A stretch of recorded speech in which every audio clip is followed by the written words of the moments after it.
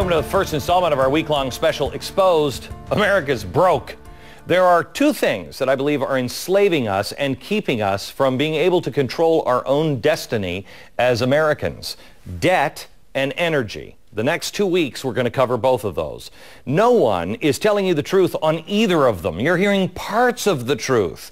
By now, today, you've heard all about the Lehman bankruptcy and Merrill Lynch and the sale that went on. But something else happened this weekend, something you probably haven't heard much about. The Congressional Budget Office decided to allow President Bush to keep all of the debt from the Fannie and Freddie bailouts, over $5 trillion worth, off the federal books. Now we've got a fourth set of books. Imagine your wife letting you do that in your own household. She'd kick my butt. As our entire financial system continues to change in ways that everybody said, "Oh, you're crazy," just a few months ago, had you suggested it, which some of us had. I want to take a second here and take a step back and look at the bigger picture. Bailouts of greedy companies that made bad decisions is important. And yes, making the taxpayers responsible for the trillions in debt from Fannie Mae and Freddie Mac, it is important as well. But quite honestly, those are the trees. You want to see the forest? Come, step back just a bit. Look at the commitments we're making right now, and look at the commitments we've already made. In less than 20 years, every single dollar of federal revenue, that is every single dollar that you, me, ExxonMobil, everybody pays, will have to be used to pay for our commitments that we've already made to Social Security, Medicare, and Medicaid, along with all of the interest on that debt that we've already racked up. To put it another way, in less than 20 years, we won't have one red cent left to fund our Department of Homeland Security, Agriculture, Commerce, Education, Energy, Housing, Justice, Labor, State, Transportation, and this one's kind of important, Defense. If you have a child today, by the time they make it to college, we'll be dead broke. That is why this issue needs to be talked out right now. It's not just a matter of how much debt we're saddling our children with. It is a matter of national security. Countries that cannot fund their own defense lose their standing in the world. Just research the fall of the Soviet Union if you need any proof. Today's installment of our Exposed series is called Debts, Deficits, and Deceit: The America We're Leaving Behind. And I want to introduce you to our guest for today. It's Stephen Moore. He's the economics editorial writer for the Wall Street Journal and co-author of the upcoming book, The End of Prosperity. Wow, that's cheery, isn't it? That sounds cheery. And Paul Hodge is the founding chair of Global Generations Policy Institute and director of the Harvard Generations Policy Program. Paul, let me start with let me start with you. The budget, if you look at the polls today, we're getting ready to elect a president. Nobody's saying anything about the budget. They don't think the budget is a big problem. It's not high on anybody's priority list. Yet at the same time, everybody wants something done with health care. How do you put these two together?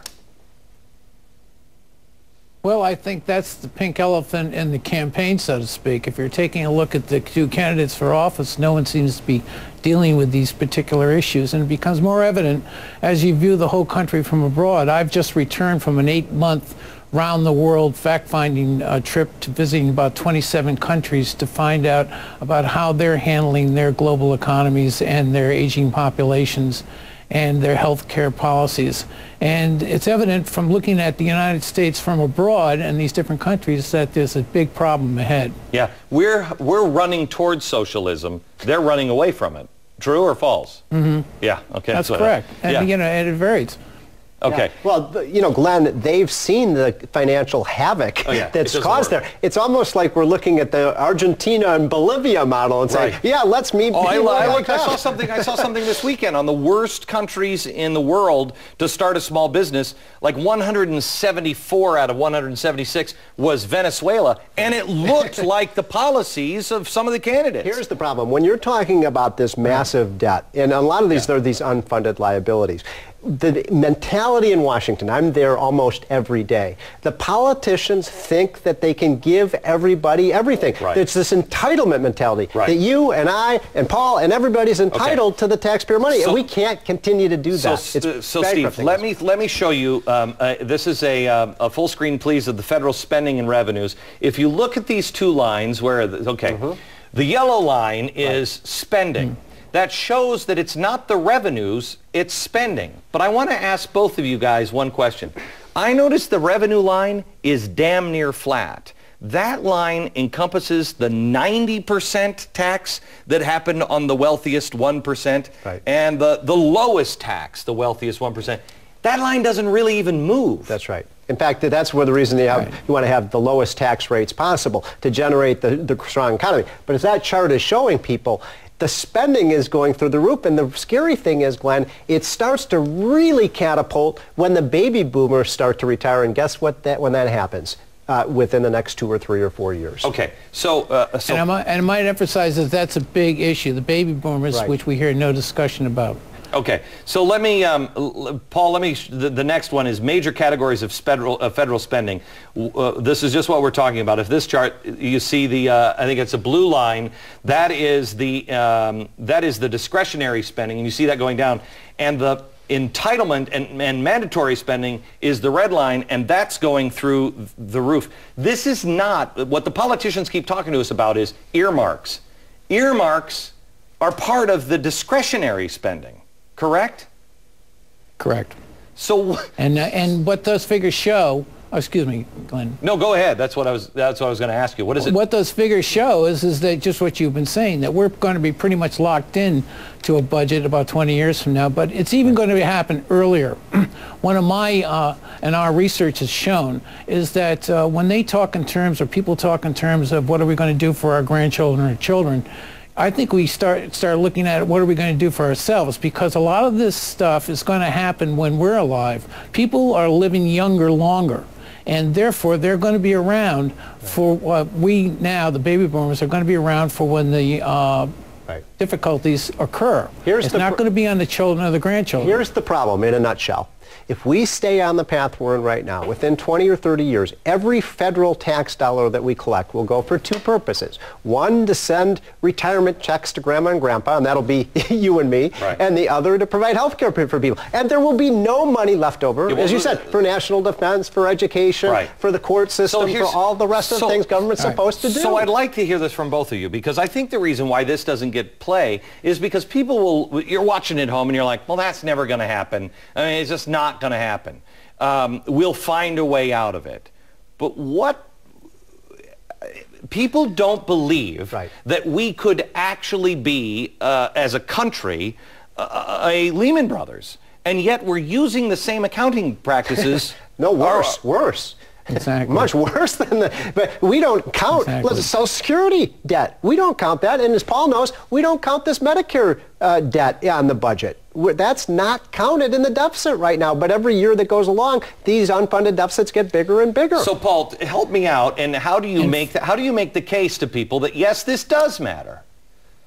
Well, I think the first thing to do is start dealing with real numbers and not phony numbers. Right. Is that, you know, if you're going to have good policy and you're going to have an informed population in the electorate, you have to be able to generate numbers which are honest. The inflation, what's the true inflation rate? But wait a minute. How much is this really going to cost? All these questions have to be, you know, we have to start dealing with reality as opposed to clouding it the way we do. But nobody is doing that. Yeah, Stephen, you've got the budget. You have the president this weekend, saying create another set of books for another $5 trillion. You want to talk about phony baloney budgeting? What they did this weekend was crazy. You should go to jail for that. Well, if they were CEOs of private companies, they probably would. We just created two new federal government agencies, and we're going to say that their debt and their spending doesn't count. I mean, any company, if Lehman Brothers could just push all of their debts off budget, they'd look healthy today. Right. But here's why this is happening. Because politicians have about a 2-year political horizon. They look as far as the next election. So Paul is talking about problems that are 5, 10, 15, 20 years away. Do you think politicians care about what's going to happen in 20 years? Yeah. Absolutely because not. Because they don't, they can't get, they got to get elected again. Right. Okay, Paul. And that goes to the concept of debt. Debt has been a great thing for politicians because instead of increasing taxes or decreasing services, they've gone out and borrowed money. But again, and that's made it easy for them again, if I could leave with something, that chart that we showed earlier, It's not taxes. Yeah, you cannot tax your way because out of but taxes, why does it stay flat no matter what your rate is? Because it hurts the GDP? Yeah, because when tax rates get too high, you just don't generate any revenue. Okay. I wish Barack Obama understood that because he wants to raise the rates. You can't tax your way out of this crisis. And to be perfectly honest, for certain groups, they do not have disposable income to pay more taxes. That's right. Okay, guys, thank you very much. Appreciate it. Our Exposed series continues all week. Tomorrow night, we're going to follow the Yellow Brick Road to Washington and take a disturbing peek behind the curtain of Social Security and Medicare with an installment called How Bad Is It? A Look Under the Hood.